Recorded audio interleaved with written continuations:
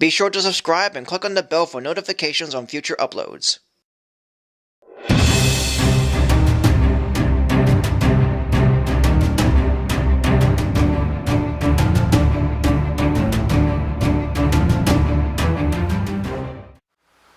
Hello everyone, Someone Bard here, or you can call me Sully, and welcome back to more of DC Month. With the James Gunn sequel, or reboot or remake, of Suicide Squad called The Suicide Squad coming out this summer, and with the Harley Quinn sequel, Birds of Prey, having been out for over a year, it seems fitting that the next movie I'm reviewing has plenty in common with these two films that, despite coming out first, still is a mess. And this third installment in the DCEU, which is now produced by Zack Snyder and won the Academy Award for Best Makeup, is the quite odd and questionable Suicide Squad. Once again, I'm mainly reviewing the theatrical cut of this film, as, since there's no director's cut, there only exists an extended cut, which I heard is worse than the theatrical cut. But I'll also look over that one in the end to see if it's true or not. After the death of Superman at the end of Batman v Superman, government official Amanda Waller decides to assemble a team of supervillains to do some good, in case another Superman causes harm to the public, in a project known as Team Force X. The team, many of which are prisoned at Blacksite, consists of Deadshot, Harley Quinn, Captain Boomerang, Killer Croc, Diablo, and the Enchantress, who is kept under the watch of Colonel Rick Flag as he and the Enchantress's host, June Moon, fall in love. But one day, the Enchantress escapes from Flag's watch and takes a jar containing the Enchantress's brother, resurrecting him, and creates a weapon and army to rule the world, while causing havoc in Midway City. When news of this got out, the Pentagon lets Team Force X to take effect, as the supervillains are given an explosive chip in their neck in case they disobey orders from Rick Flag, and if they get the job done, they're given time off their prison sentence, along with whatever attributes they want. As the team, also known as Suicide Squad, are joined by two other members in the mission, Slipknot and Katana. And in the meantime, the Joker tries to free Harley Quinn in order for them to be together again. While this isn't as big a mess as Batman v Superman, with it having a better narrative and a bit more humor, it doesn't have quite the fun factor that it has in the advertising or in bits of the film. But it isn't too bad or too good either. It's very middle of the road that it's just what it is. And I say that because, in most respects, it's a bit hard to make a review of it as there's so much going on, with so many characters and moments, that even in the end, I don't know how to make of it. But I'll at least give some positives out of the way first.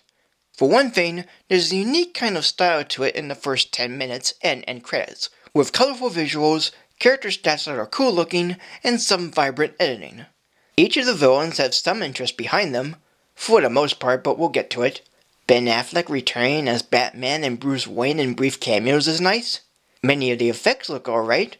And the soundtrack is a fun listen to, with many upbeat tunes, which includes the original song, Heathens, by 21 Pilots. But despite the highlights of the film, the low points are where it feels muddled, as well as very mixed. And all of it comes down to the style the film goes for, and each of the characters' own developments.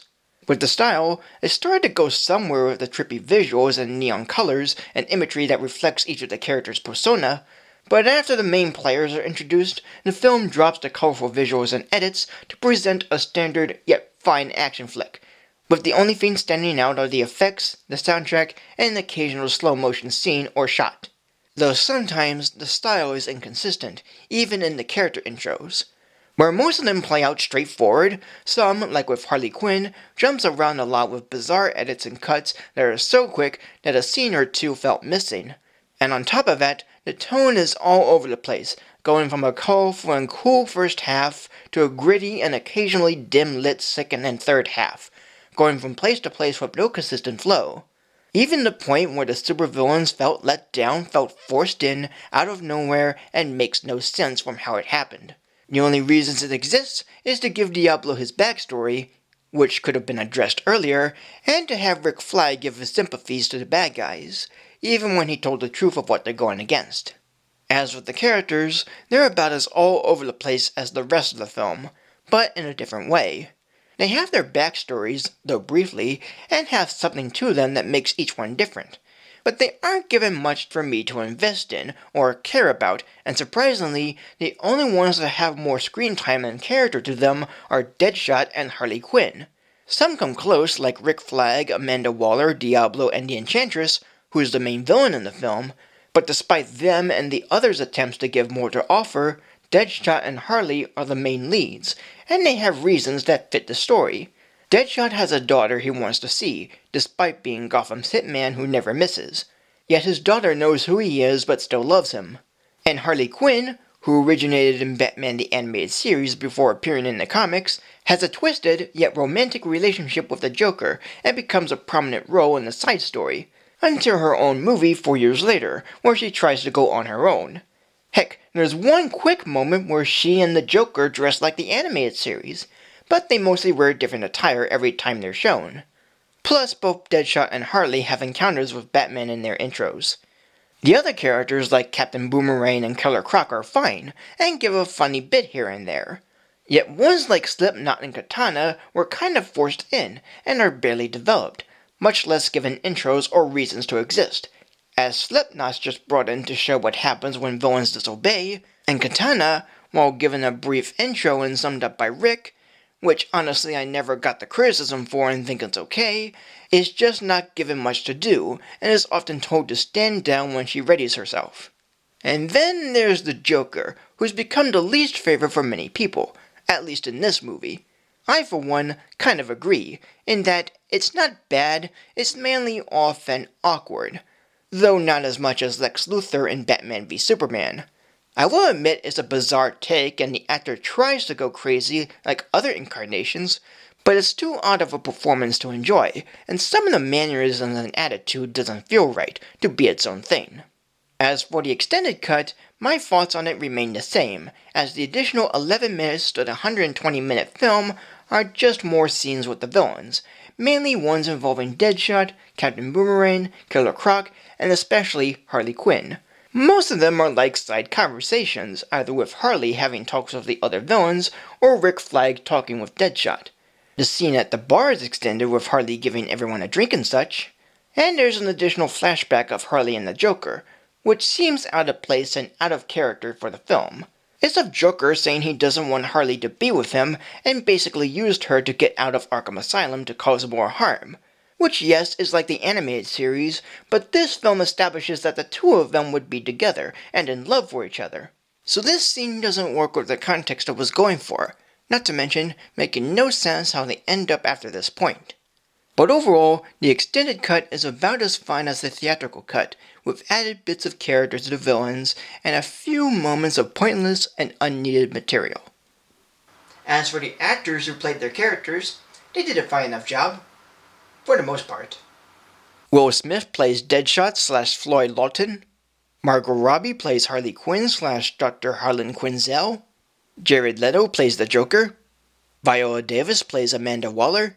Joel Kinnaman plays Colonel Rick Flag. Jai Courtney plays Captain Boomerang / George Digger Harkness. Adewale Akinoi Ajabe plays Killer Croc / Waylon Jones. Jay Hernandez plays El Diablo / Chanto Santana. Cara Delevingne plays Enchantress / Dr. June Moon. Adam Beach plays Slipknot. Karen Fukuhara plays Katana. Ike Barinholtz plays Griggs. Common plays Monster T. David Harbour plays Dexter Tolliver.